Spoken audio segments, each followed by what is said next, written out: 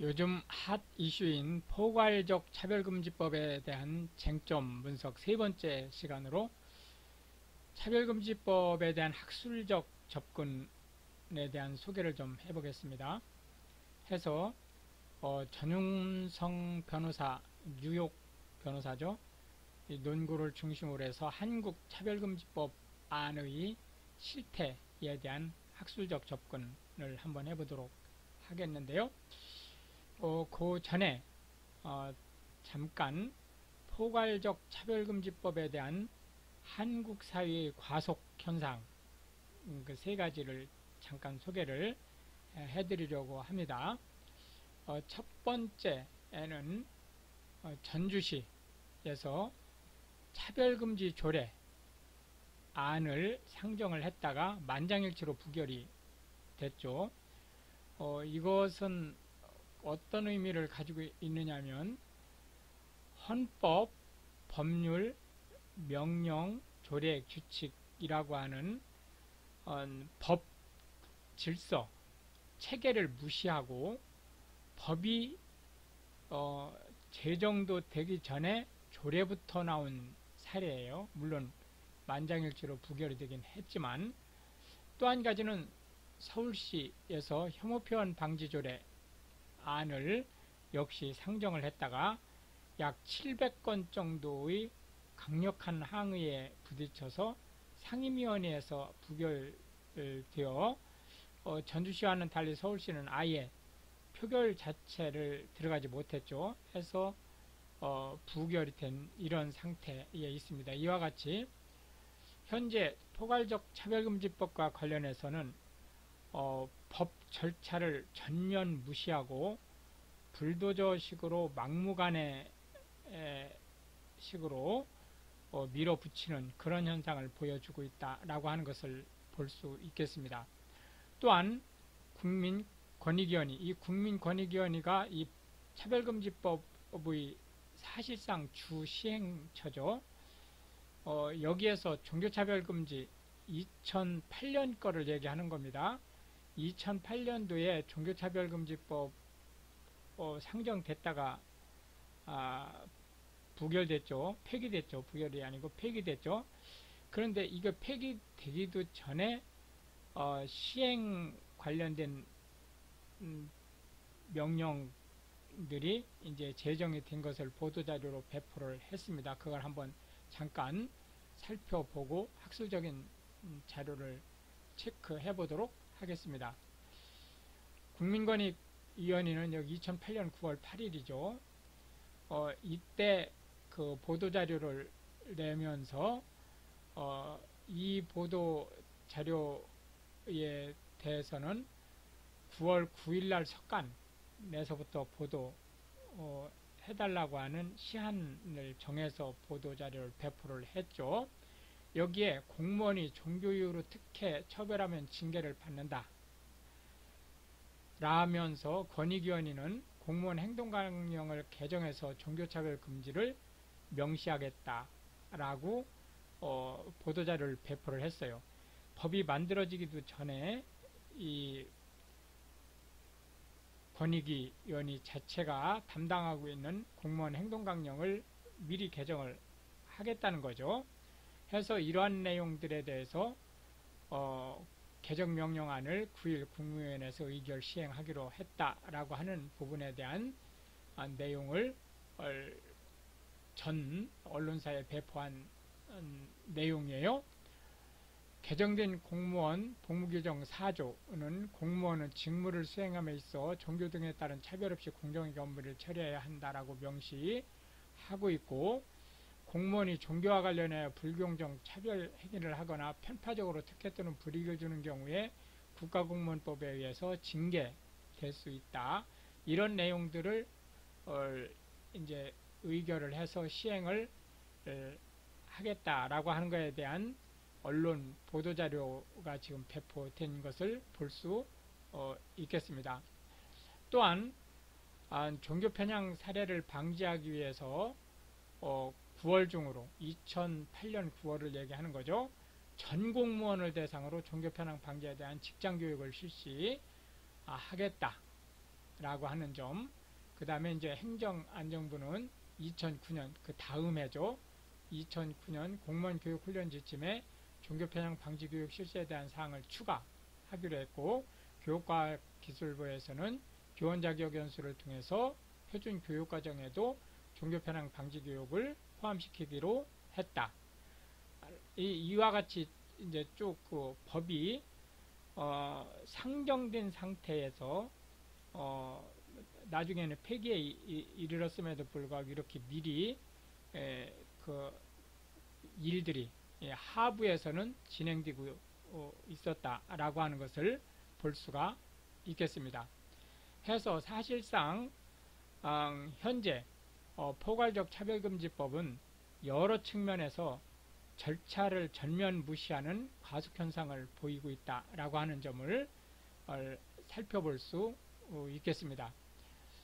우선 이제 학술적 자료로 전윤성 변호사가 얘기한 내용을 살펴보면 한국 차별금지 법안의 차별금지 사유를 외국 차별금지법과 비교를 해보면 독일은 차별금지 사유를 6가지로, 영국은 9가지로, 미국은 11가지로 들고 있는데 반해서 한국의 차별금지법은 23가지에다가 플러스 알파 정해지지 않은 미지의 그 차별에 대해서 포괄적으로 백지수표 상태로 진행을 하는 이런 구조를 가지고 있다라는 점에서 전 세계적으로 유례없는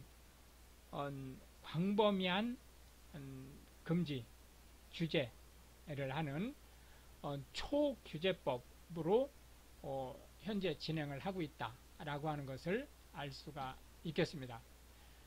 또한 지금 현재 전 세계에서 가장 강력하게 시행되고 있는 영국 관련된 부분에서 영국엔 평등법과 공공질서법 두 가지에서 차별금지를 강력하게 제재를 하고 있죠.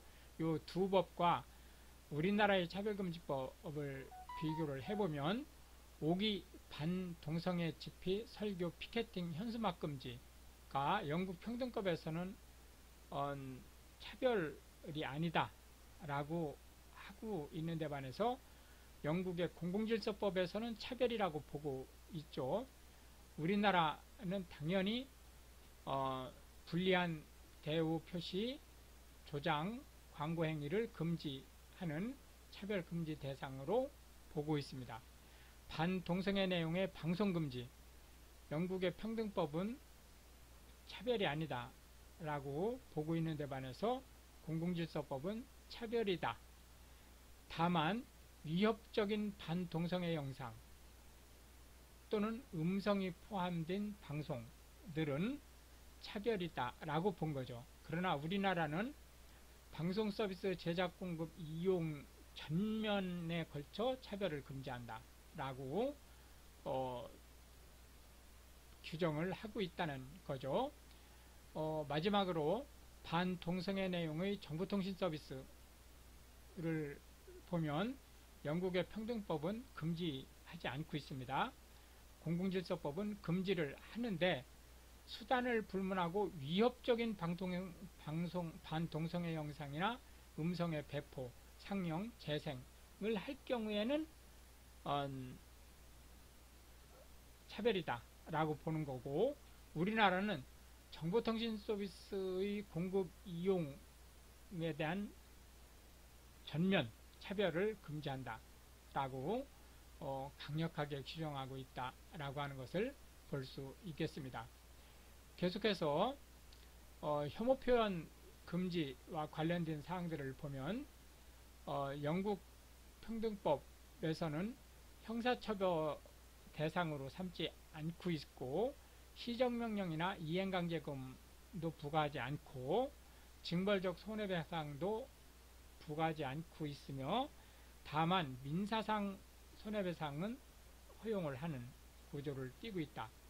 영국의 공공질서법은 형사처벌은 하지만 경제적 부분에서의 배상 책임은 전면 부인하고 있는데 반해서 우리나라의 차별금지법은 강력한 징벌적 벌금 구조를 가지고 있고 형사처벌의 경우에도 제보자가 불이익을 당했다고 하는 상황에서는 형사처벌이 될 수 있는 1년 이하 1,000만 원 이하의 벌금을 선고할 수 있는 그런 구조를 제한적으로 가지고 있다. 이렇게 볼 수가 있겠습니다.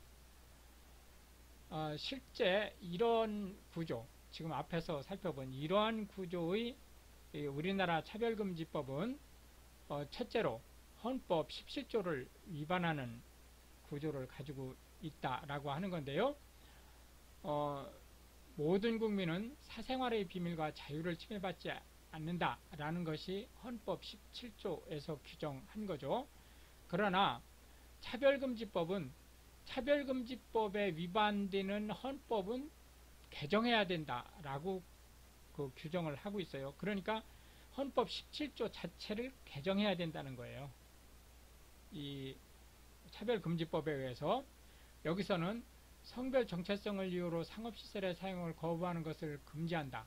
그런데 공공기관, 공원, 학교와 종교시설, 체육시설 등은 모두 시설물이고 시청과 공원 내에는 공중화장실, 초, 중, 고등학교, 성당, 교회, 종합운동장의 화장실 이런 것들이 모두 시설물에 포함되기 때문에 또한 대중목욕탕, 찜질방, 워터파크, 놀이공원, 헬스클럽, 백화점 등의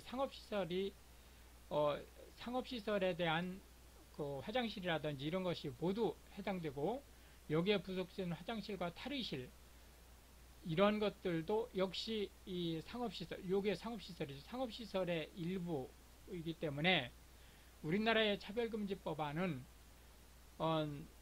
스스로를 여성으로 인식한다는, 이거 인식하는 남성이 아니죠. 사실은 인식한다고 우기는 남성에게 여성 전용 시설인 여성 화장실, 여성 탈의실 이런 것들을 사용하지 못하도록 할 수가 없다 라는 거죠.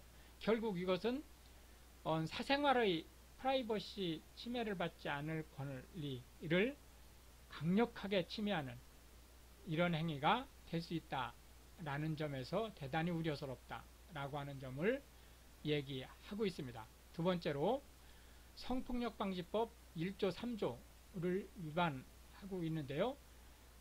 역시 마찬가지로 그 차별금지법은 성폭력방지법을 고쳐야 된다고 지금 우기고 있는 거예요. 국가와 지방자치단체는 성폭력을 방지하고 성폭력 피해자를 보호하고 지원하기 위하여 성폭력 예방을 위한 유해환경을 개선해야 된다라고 정하고 있는데 모든 화장실을 개방하고 여성 화장실을 남성한테 개방하라는 거예요. 교도소를 혼성 여성 그 유치장에 남성을 그 유치해도 된다는 거죠. 성중립 화장실을 만들어야 된다라고 하는 이런 그 구조를 가지고 있다는 거죠. 또한 헌법 11조를 위반하고 있는데요. 이 11조에서는 모든 국민은 법 앞에 평등하다. 누구든지 성별, 종교 또는 사회적 신분에 의하여 정치적, 경제적, 사회적, 문화적 생활의 모든 영역에 있어서 차별을 받지 않는다라고 현재 규정하고 있죠. 11조에서. 그런데 남자가 자기가 여자라고 우기면서 여성 그 체육대회에 참가를 하는 것을 막을 방법이 없죠. 본인이 여성이라니까. 그랬을 경우 체육특기자의 역차별 현상이 발생하죠. 원래 남성과 여성은 아무리 평등하다고 우겨봤자 체력적으로 비교가 안 되죠. 그러니까 남성인 사람이 여성 경기에 출전하면 기존의 여성들이 정당한 경기를 할 방법이 없죠. 가해자로 지목된 자에 대한 입증 책임을 부여하는 것, 즉 피해를 주장하는 사람이 피해를 받았다고 입증을 하는 게 아니고 피해자가 난 피해를 받았다라고 주장을 하기만 하면 상대방이 피해주지 않았다는 것을 입증을 해야 되는 이러한 상황은 피해를 주장하는 사람이 특권층이 되는 이런 구조를 가지고 있다 라고 하는 거죠. 또한 피해를 주장하는 사람에 대해서 제도적으로 재정적으로 지원을 하는 것은 특별 혜택을 주는, 똑같은 세금을 내는데 그 세금의 일부를 특정인한테 집중해서 지원을 하는 구조니까 특별 혜택 문제가 발생함으로써 평등권을 침해한다 라고 볼 수 있다는 거예요. 민법 913조, 914조를 위반하고 있는데요. 913조는 친권자가 자녀를 보호가 아니고 보호죠. 보호하고 교양할 양육권이 있음을 명시하고 있고요. 914조는 자녀는 친권자가 지정한 장소에 거주해야 한다라고 지정을 하고 있는데, 이 안이라고 하는 것이 차별금지법 안을 얘기하는 거죠. 제4조와 9조에 의해서 미성년 자녀의 성전환 치료 결정을 보장해 주도록 개정해야 할 대상이 될 수 있죠. 왜냐하면은 차별금지법은 상대방이 헌법조차도 고쳐야 된다고 지금 우기고 있으니까요. 법원이 차별금지법의 취지에 따라 친권자의 양육권, 거소지정권, 징계권을 제한하거나 박탈하는 판결을 내릴 수 있죠. 왜냐하면 헌법 위에 차별금지법이 있기 때문에 그렇습니다. 헌법 19조 20조를 위반하고 있는데요. 19조는 헌법은 모든 국민에게 양심의 자유를 보장하고 있고 20조는 종교의 자유를 보장하고 있어요. 그러나 직장에서의 전도가 금지되고 종교지도자 학교의 불특정 다수, 즉 요 불특정 다수라는 것은 해당 종교와 다른 종교를 가진 사람 또는 종교를 갖지 않은 사람들이 입학을 하도록, 즉 기휘 차별을 금지하고 있기 때문에 이런 현상이 벌어진다는 거예요. 또한 헌법 21조를 위반하고 있는데, 모든 국민은 언론 출판의 자유와 집회결사의 자유를 가진다는 것이 21조의 내용이죠. 그러나 차별금지법 안에서는 제28조에 인터넷, 소셜미디어, 전기통신 등 정보통신 서비스의 공급 이용에서의 차별을 금지하고 있는데, 여기에 동성애, 트랜스젠더, 제3의성에 대한 비판과 반대하는 의견을 인터넷, 카카오톡, 트위터, 페이스북, 인스타그램, 유튜브 등등에 게재했을 경우에 그걸 퇴출시킬 수 있다는 거예요. 즉 의견을 표출하는 것을 아예 근본적으로 차단할 수 있다 라고 하는 얘기죠. 다음에 병역법이나 군형법을 위반하고 있는데요. 병역법은 남성만 징병 대상으로 하고 있죠. 여기 징병이라고 하는 것은 강제를 얘기하는 겁니다. 여성은 강제 징병이 안 되죠. 원할 경우에만 군대를 갈 수 있죠. 더더군다나 우리나라는 부사관이나 사관으로만 갈 수 있어요. 여성은. 군형법은 동성애를 처벌 대상으로 하고 있어요. 그런데 성 지향성이 여성이라고, 나는 여자야 라고 우기면 이 남성을 어떻게 징병할 수 있죠? 지난 시간에도 잠깐 언급을 했지만 병력과 관련돼서는 우리나라에서 가장 민감한 이슈 중에 하나죠. 바로 그 부분이 지금 현재 정면 충돌을 하고 있는 상태입니다. 그 다음에 군대라고 하는 것이 분리거소를 하고 있잖아요. 사회에서 격리돼서.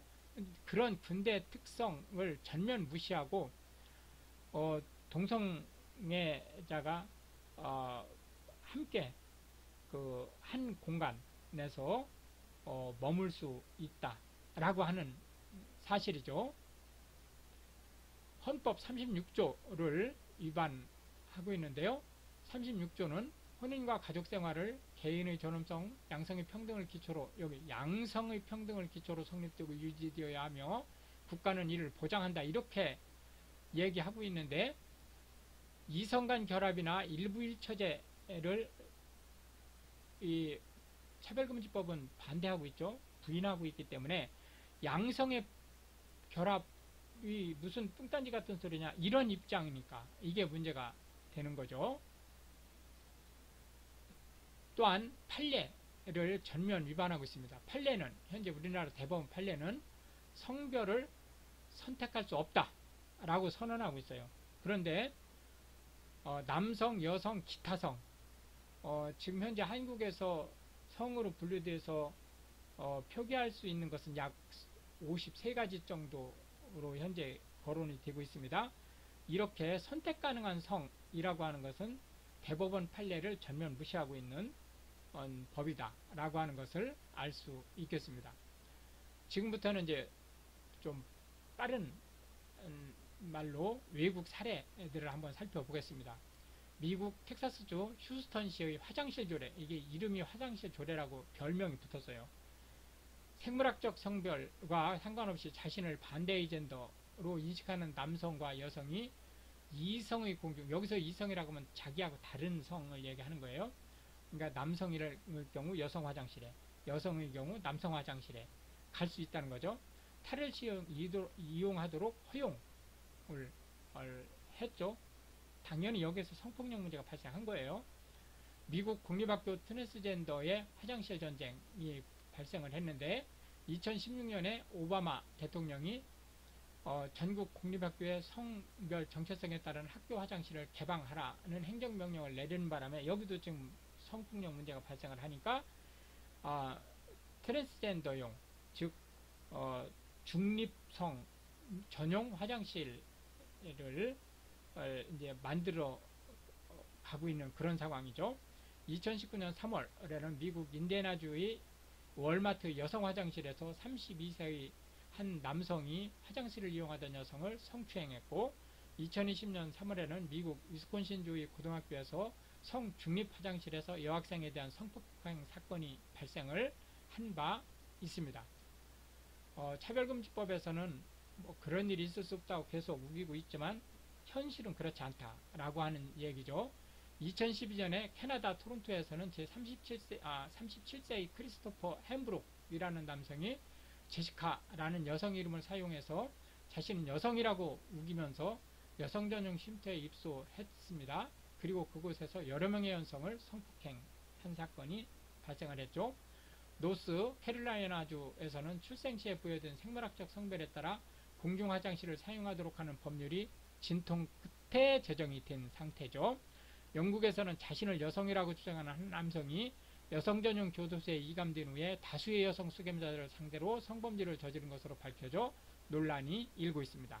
미국 샌프란시스코, 필라델피아, 워싱턴 DC와 같은 도시에서 캘리포니아 대학 UC죠. 계열을 포함해 미국 내 150개 대학이 성중립 화장실을 도입했고, 영국의 경우도 옥스퍼드 대학 산하 서머빌 칼리지 학생들은 역시 2018년 1월 투표를 통해 화장실 내 남녀 구분을 없애기로 했다. 당연히 화장실 성범죄가 발생한 거예요. 역차별 문제가 발생할 수 있는 것에 대한 사례를 보면 동성애자의 권리를 여성의 권리보다 더 우선시 하기 때문에, 똑같이 보는 게 아니고 우선시 하기 때문에 필연적으로 여성에 대한 역차별을 이야기하기 때문에 헌법의 평등권을 침해하게 된다. 아까 그 운동선수 관련된 그런 내용들을 얘기하는 거죠. 국가인권위, 이거 우리나라죠. 차별을 당했다고 주장하는 자에게 소송 지원을 해주고 있는데 변호사도 선임해 줄 수 있어요. 동성애나 트랜스젠더리즘을 이유로 차별을 당했다고 주장하는 측은 차별당했다고 주장만 하면 되고, 자신의 비용 없이도 국가가 대신 소송을 진행해주는 특권을 누리게 된다는 거죠. 16세의 촉망받던 청소년 여자 육상선수인 셀리나 소울은 2019년 2월에 미국 코너티켓주에서 열린 55m 청소년 여자 육상 경기에 대해서 우승을 하지 못했는데요. 가장 강력한 우승 후보였어요. 이 여자가. 대신 스스로를 여성이라고 우기는 남성 트랜스젠더 선수가 우승을 차지했어요. 코너티켓주에서 스스로를 여성으로 우기는 남학생들이 실내 실 단거리 경기에서 무려 총 15차례나 우승을 독차지한 이런 일이 벌어졌다는 거죠. 스스로를 여성으로 인식하는 남성인 펠론 팍스는 미 해군의 군인으로 근무한 후에 여성으로 성별을 변경했어요. 그러고서는 여성 격투기 선수가 되어서 2014년에 미국에서 열린 여성 격투기 경기에 출전해서 여성 선수인 타미카 브랜치에게 뇌진탕, 두개골 골절상을 입혔죠. 영국에서는 럭비 연맹이 스스로를 여성으로 인식한다는, 여성을 우기는 거예요. 인식한다는 말 자체가. 여성 럭비 경기에 출전하도록 허용을 한 이후에 심판들이 어떻게 이거를 심사하느냐라고 해서 사직이 이어지고 있다는 거죠. 연습 경기에서 트랜스젠더 선수에 의해 같은 팀의 동료 여성 선수들이 골절상을 당하는 일이 많아지자 여성 럭비 선수들이 안전 문제로 선수 생활을 포기하고 있는 것이 지금 현재 영국의 실태이다 라고 하는 거죠.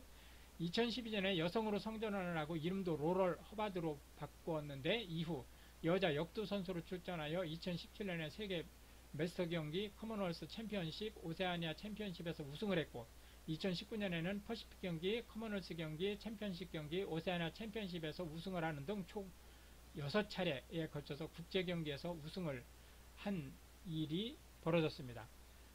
남성이 여성이라고 우겨가지고 여성 경기에 출전한 거예요. 동성애자의 권리를 여성의 권리보다 더 우선시하는 것은 필연적으로 여성에 대한 역차별, 이게 조금 아까 얘기했던 그런 운동경기 이런 걸 얘기하는 거죠. 요거는 조금 아까 봤던 내용이니까 넘어가겠습니다. 친권을 제한한 사례를 한번 살펴보면 2020년 1월에 캐나다에서는 15살 된 자녀가 여성에서 남성으로 성전환 치료를 받으려는 것을 반대하는 아빠에 대해 캐나다 브리티시 컬럼비아주 항소법원이 이는 자녀에게 큰 고통을 주는 것이고 자녀의 최상의 이익에 반하는 거라고 하는 판결을 내렸죠. 캐나다 온타리오주는 2017년에 기존의 더 차일드 앤드 패밀리 서비스 액트, 이 액트가 법이란 뜻이죠. 를 폐지하고 더 차일드 유스 앤드 패밀리 서비스 액트라는 법을 2017년에 제정을 하였는데 이것은 이제 우리가 아동 청소년 가족복지법이라고 번역을 하는 거죠. 청소년 아동 가족복지법은 아동과 청소년에 대한 보호 또는 복지를 제공하는 경우에 반드시 아동과 청소년의 성적 지향, 젠더 정체성, 젠더 표현 등을 고려하는 방식으로 제공되어야 한다고 법에 명시를 하고 있다라는 거죠. 반동성애 표현의 금지 사례를 한번 살펴보면 동성혼은 죄라고 설교한 영국 목사가 징계를 받았는데요. 베리 트레이온 목사는 영국 HM 교도소에서 근무하면서 교도소 내에서 예배를 인도해 왔는데 2014년 2월에 예배 시에 동성 간의 결혼은 잘못된 것이라는 설교를 했다가 징계를 당했어요. 해리 하몬드라는 사람은 69세 영국의 노방 전도자였는데 2001년에 노방 전도를 하다가 40명의 화난 군종으로부터 폭행을 당했어요. 이제 집단 폭행을 당하자 경찰이 출동을 했는데 오히려 이 경찰은 목사님을 체포해서 벌금형을 이제 선고했죠. 윌리엄 왓콧은 2001년과 2002년에 캐나다의 공립학교 앞에서 동성애를 금지하는 성경구절이 적힌 유인물을 배포하였다가 인권위원회로부터 소송을 당했어요. 이때 이제 $7,500 손해배상을 받았는데요. 2017년에 똑같은 행동을 하다가 2018년에 2차 체포를 했어요. 이때 1,100억 원 손해배상 청구가 된 그 후 이제 판결 결과는 아직 밝혀지질 않았는데요. 1,100억 원 손해배상 청구 소송이 제기됐다라고 하는 사실이죠. 영국 NHS 병원에서 근무하고 있던 빅토리아 와스테니라는 사람에게 직장 동료가 자신의 사무실로 찾아와서 울면서 자신의 개인적인 문제를 이야기를 했는데 건강 문제와 죽음에 대한 두려움에 대해서 말했었다는 거죠. 그래서 빅토리아는 상대방의 동의를 받고 나서 하나님, 저는 당신이 평화를 주시고 치료해 줄 것을 믿습니다 라고 기도해 주었다는 거예요. 그런데 그 후에 이 직장 동료, 찾아왔던 직장 동료가 무슬림이었다는 거죠. 그가 주변인들로부터 압력을 받아서 어쩔 수 없이 빅토리아에 대해서 진정을 제기했는데 이로 인해서 빅토리아는 정직, 감봉 등 중징계 처분을 받았다는 거예요. 영국 평등법은 성적 지향을 사유로 하는 학생 선발에 있어서 차별에 대해서는 예외 없이 전면 금지를 하기 때문에 신학교나 신학대학원 이런 데에 동성애자들이 입학을 불허 할 수가 없는 상태가 된 거죠. 2007년에 영국 성공회교회 청소년 사역자 채용에 지원했다가 불합격한 게이 남성이 차별 금지를 위반했다고 하는 소송을 했다가 승소한 바 있습니다. 이제 이 사례는 너무 많고 또 지루하기 때문에 그냥 제목만 살펴보고 몇 가지 살펴보고 넘어가도록 하겠습니다. 영국 고등재판소는 동성 커플에게 입양 서비스를 제공하지 않은 천주교 입양기관은 차별금지법 위반이라고 판결했고요. 캐나다 연방대법원은 동성 성행위 금지 학칙을 가진 기독교 대학에 대한 로스쿨 설립 불허 결정은 정당하다라고 판결했습니다. 미국 캘리포니아주 대법원은 레즈비언 커플에게 인공수정 시술을 해주지 않는 의사는 차별금지법 위반이라고 판결했고, 미국 워싱턴주 대법원은, 여기 워싱턴 DC가 아니죠. 저 미국의 왼쪽 꼭대기 쪽에 있는 게 워싱턴주죠. 동성 결혼식 축하 화환을 제작해주지 않은 것은 차별금지법 위반이다 라고 판결을 했고, 미국 오리건주 고등법원은 동성결혼 축하 웨딩케이크 제작을 해주지 않은 것은 차별금지법 위반이다 라고 판결했다는 거예요. 미국 뉴멕시코주 대법원은 동성 결혼식에 웨딩 사진 촬영을 해주지 않은 것은 차별에 해당된다 라고 판결을 했고, 동성애 또는 성전환인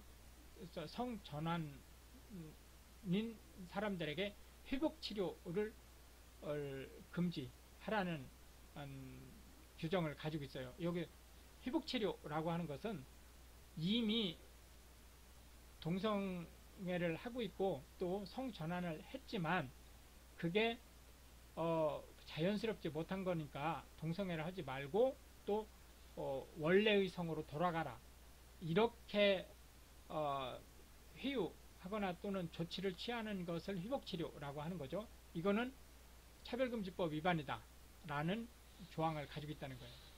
영국 초등학교에서는 동성애 성교육을 실시하고 퀴어 축제, 동성애 축제죠, 를 개최하는 것을 용인할 뿐만 아니고 지원을 하고 있다라는 거죠.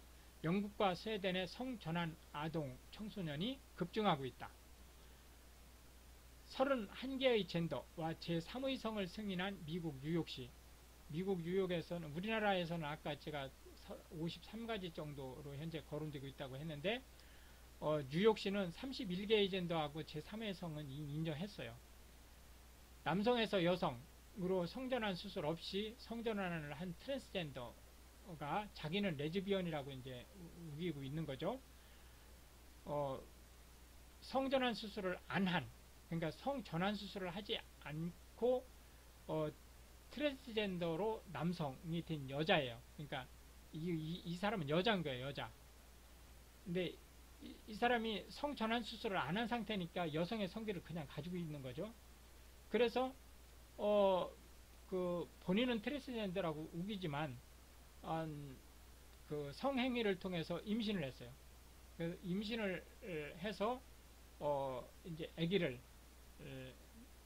낳은 상태가 된 거죠. 해서 이때 이제 그 부모들이 이 트랜스젠더 된 성 말고 원래의 남성과 여성을 살려서 아빠 엄마로 부르게 해달라고 소청을 했어요. 근데 법원에서는 노라고 하는 판결을 내렸습니다. 즉 아기를 낳은 사람이 아빠고 아기를 낳지 않았지만 본인들이 젠더에서 남자라고 우기는 그 사람이 아빠가 돼야 된다. 즉 아기를 낳은 사람이 아빠고 또 아기를 낳지 않았지만 본인이 남자라고 우기는 그 여자가